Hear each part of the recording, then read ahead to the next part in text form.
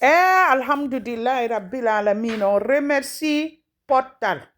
On remercie on dem weltani Portal ko be woni gollude kon yaltina be yimbe diminue. Ici, je rappelle le ministre, Monsieur le Président.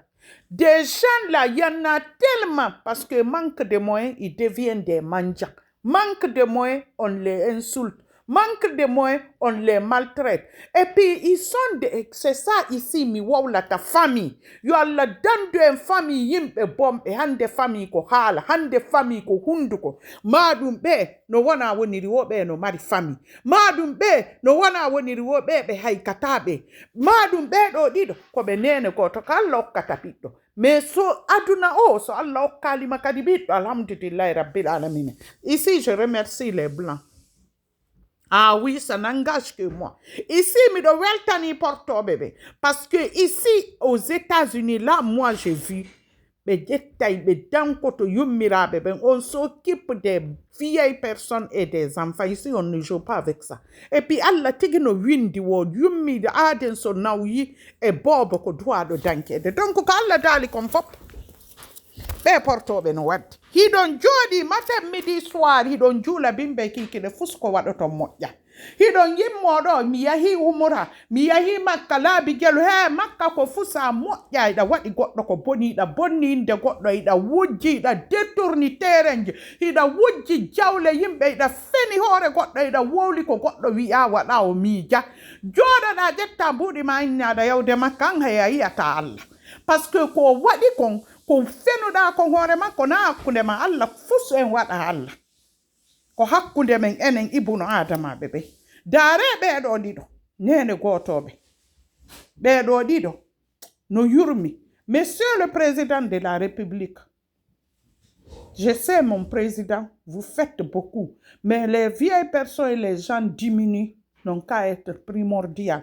Il y a les gens qui détournent de l'argent, des milliards, qui construisent des étages, des immeubles. Il y a d'autres qui n'ont même pas quoi manger, Monsieur le Président. Ils n'ont qu'à tous répondre. Même les anciens qui ont passé, Monsieur le Président, qui ont qu'à détourner de l'argent, n'ont qu'à aller à la grief.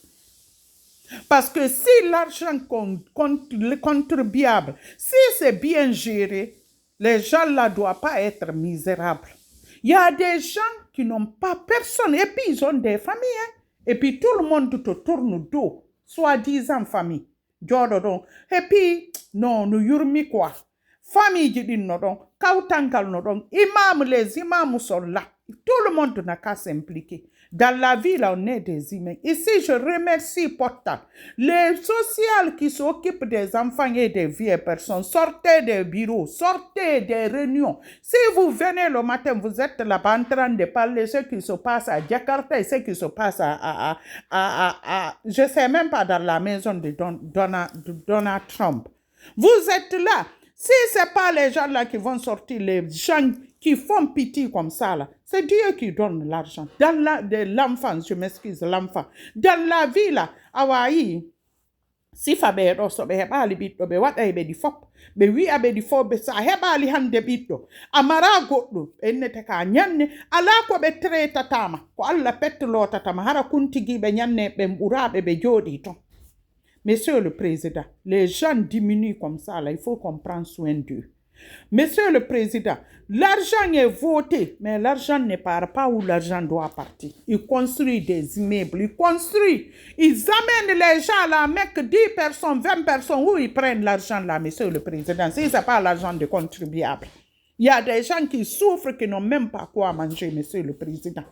Et puis l'argent, tout qui rentre dans les marchés, par tous les impôts qui est payé, Monsieur le Président, ils partagent tout. Ils n'ont qu'à tout. C'est-à-dire qu'il faut qu'on soit chouette dans le pays là.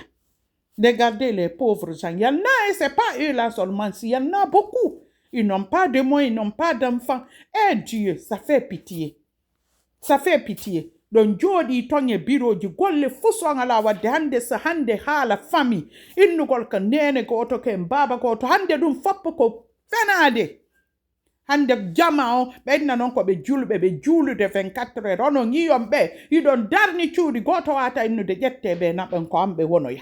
Goto accitira ɓe hoore maɓɓe kamɓe ɗiɗo pette ɓe sella hande nawengu ngari an kadi ñande go a nawye ɗo yimmoɗo yoɓa million jiya makka yimɓe mon no tampi ɗo yimmoɗo yoɓa ñande o umra nane mi yahi umra laabi goo ɗiɗi tati inna yahi touriste a yahi jindoygol promenade Allah e ala to Allah ko hakkunde ma e ɓernde ma nde ko waɗuɗa kon ko ɗum ɗon hiɗon boni on hokkata maɗum hande so yimɓe ɓen no junnidiri juuɗe ɓeeɗo bus hara guyka ala portoɓe ɓen ɗo na wonde portoɓe maki ñande wotere ils ont construit ces yeux Ils juula matin midi soir. Monsieur le Président, interdire de construire des mosquées. Interdire de construire nos mosquées. On ne veut plus de mosquées, Monsieur le Président. Ça suffit. Maintenant, quiconque veut faire mosquée, formellement interdit, non? Parce qu'il y a des mosquées plus que. Les mosquées là même, quand on construit, on loge les gens. Baradji Bouroudoum. Là où il y a des mosquées là, ils ne font rien là-bas, sauf Magui et Ngbesa, et puis ils veulent seulement les mendiciter là-bas dans les mosquées. Si tout ça est construit, maison de social, les gens là, des diminués vont aller vivre là-bas, c'est pas bon. Même les gens là, si ils ont même une chambre, les deux là, chaque mois, même si c'est 500 000, ils vont faire leur vie jusqu'à... C'est ça les Blancs. Ici, je remercie les États-Unis. Regardez là où ils vivent. Regardez leur maison. Les gens voient, il y a imam dans chaque quartier, à mer. Tout l'argent qui rentre dans les marchés, ils partagent. Les impôts, ils partagent. Si ça là est géré bien, wallahi, on n'est pas trop. Les gens là n'allaient pas vivre dans le misérable comme ça. Personne s'en fout d'eux. Regardez. Même s'ils ont petit, mais les gens comme ça, tous les âgés qui n'ont pas d'enfants, qui est fatigué, doivent avoir un peu. C'était pas mieux. Prier matin, midi, soir, personne ne fait du bien. Hein? C'est comme blanquette, il fait froid, tout le monde tire la porte. Boni annuye o moƴƴa so giɗina makkatu juule to he fuu son waɗago Allah goto waɗa goɗɗo hakkunde men enen ko hakkunde men fenon hoore goɗɗo mi ja o yaala joɗoɗa bonnala ñinde mi yaafaki ma hay laakara mi yaafoytako ma e ñaawa e netti so ñaawore noto par ce que ala ko hulɓini tuma goɗɗo jooɗi bonnuma ñowuma hara mi ja yaala fena hoore ma inno noon e ɗo yawde makka hunde hay o ñiyoyta Allah parce que on moƴƴa ayi ɗo yimɓe goo yahi makka laabi 5 6 hino ɓeeɗo no tampi no ronki ay ko ñaama ɗo en yiyama ko jettata wallon ɓeeɗo a jettata okkoron ɓeeɗo ɗum ɓura Allah tigi weltantoma Allah tigi ɓeydante Allah tigi yaafoytoma Monsieur le Président, pardon, il faut qu'on aide les gens là, ça fait pitié. Bijou.